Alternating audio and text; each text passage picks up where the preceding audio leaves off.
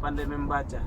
Ada yang mengartikan ma-nya itu sebagai untuk tanda tanya, apa yang mau saya baca, kata Rasulullah SAW sampai 3 kali. Kenapa hikmahnya harus berulang-ulang sampai 3 kali? Supaya meyakinkan Rasulullah itu adalah alam sadar, bukan alam mimpi. Nah, maka setelah 3 kali baru diajarilah Rasulullah SAW, Iqra bismi rabbikal ladzi khalaq. Maka Rasulullah menjawab Allah gitu. Dengan lafaz Allahnya di dalam mulut kita, tapi kita mengucapkan di dalam hati kita zatnya Allah Subhanahu wa taala, untuk mendapat kekhusyuan kita baik dalam istighfar juga untuk pertaubatan kita. Jadi setelah itu turunlah dibacakanlah ayat Al-Aqlah sampai ayat 1 sampai 5. Iqra bismi rabbikal ladzi khalaq khalaqal insana min 'alaq. Iqra wa rabbukal akram alladzi 'allama bil qalam 'allamal insana ma lam ya'lam. Maka setelah itu malaikat Jibril pun meninggalkan Rasulullah SAW dan Rasulullah lari daripada Jabal Nur. Karena apa? Karena takut Rasulullah, ketakutan Rasulullah, karena belum pernah melihat melihat orang-orang kaum kafir, melihat orang seperti makhluk seperti itu, seperti malaikat Jibril. Karena itu tidak menyerupai dengan manusia dengan wujud aslinya datangnya. Bersayap. Ya, dengan sayap. Sehingga sampai ke rumah, maka Rasulullah mengatakan pada ibunda Khadijah, Zammiluni, zammiluni, zammiluni, selimuti aku, selimuti aku, selimuti aku. Disitulah kelihatan bagaimana istri yang soleh itu yang bisa menenangkan suaminya. Artinya bukan seperti sekarang ya. Tapi bukan menuju ke ibu ya, walaupun perempuan di sini ya. Bukan. Kalau sih kan kalau kayak gitu suaminya, kenapa sih kok kamu siapa suruh pergi malam-malam ke sana gitu kan? Sehingga tidak membangkitkan semangat suaminya, bahkan menurunkan semangatnya lagi. Disitulah kecerdikan daripada ibunda Khadijah.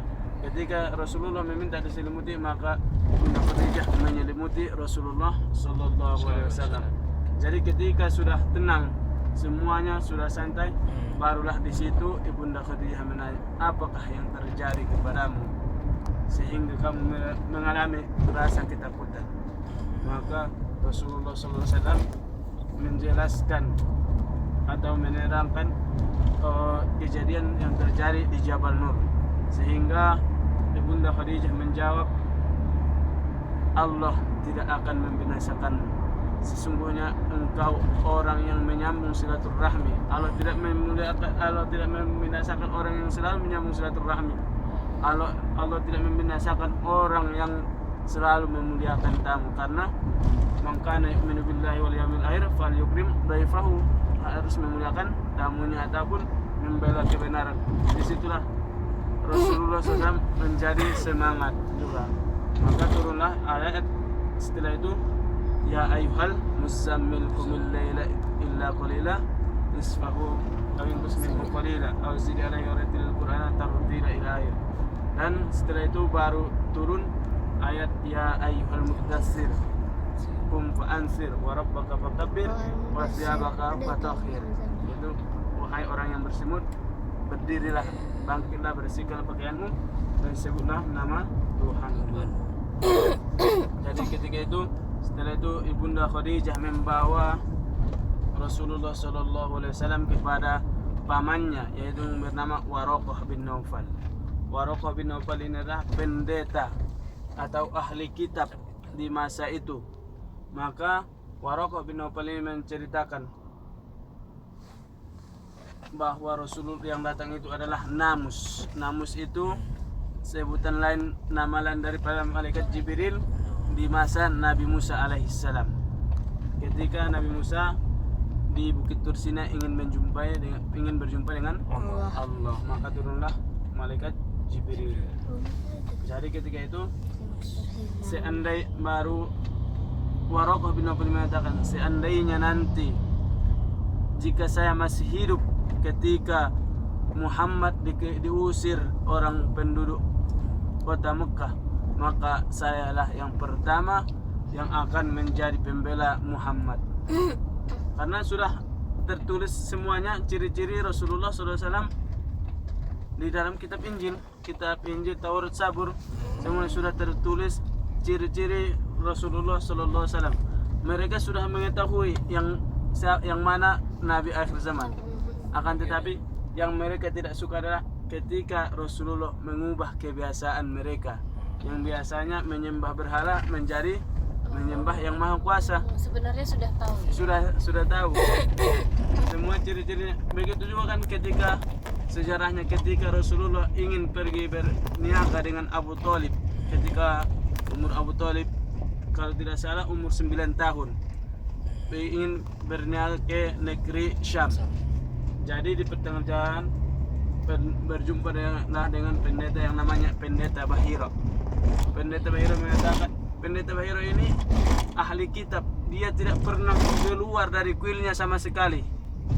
Akan tetapi ketika Rasulullah datang dengan Abu Thalib, maka dia keluar lalu melihat Rasulullah Sallallahu Alaihi Wasallam. Maka dia bertanya kepada Abu Thalib, ini bukan anakmu kan? Ini adalah anak saudaramu. Maka Abu Thalib mengatakan, dari mana engkau mengetahuinya? Semuanya sudah tertulis di dalam kitab Injil. Jadi mereka sudah mengetahui. Mereka juga yang benar-benar ahli kitab itu sebenarnya beriman kepada Allah. Karena ahli kitab itu belum ada perubahan seperti yang sekarang. Kalau sekarang lama ya? Masih kitab yang lama. Kalau di sekarang udah banyak perubahannya. Mereka selewengkan. Jadi mereka Pendeta Bahiro ini melarang jangan lanjutkan perjalanan kalian karena di Syam itu sudah ada pasukan Rumania yang ingin membunuh anak ini, karena mereka tahu bahwa Nabi akhir zaman itu bukan daripada kabilah mereka, karena kebanyakan nabi-nabi itu adalah daripada daerah Ethiopia, daerah Yerusalem, Palestina. Jadi makanya itu Rasulullah SAW barulah pulang menuju kota Mekah.